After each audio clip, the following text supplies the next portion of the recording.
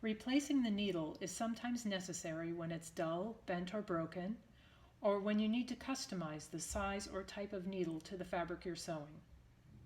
To change the needle, turn the hand wheel towards you until the needle is in the fully raised position.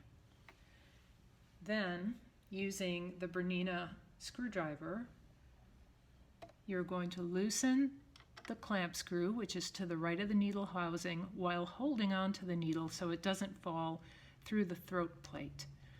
Loosen the screw and the old needle will drop out and the new needle can go in. Now the needle has a rounded part on the shaft and a flat part on the shaft. You want to make sure that the flat part is facing the back or the rear of the machine when you insert it. So you're going to push it up into the housing, making sure it's all the way up. Tighten the screw, and the new needle is ready to be threaded. Please do not throw old pins or needles into the trash. The Costume Studio has a dedicated container for old pins and needles.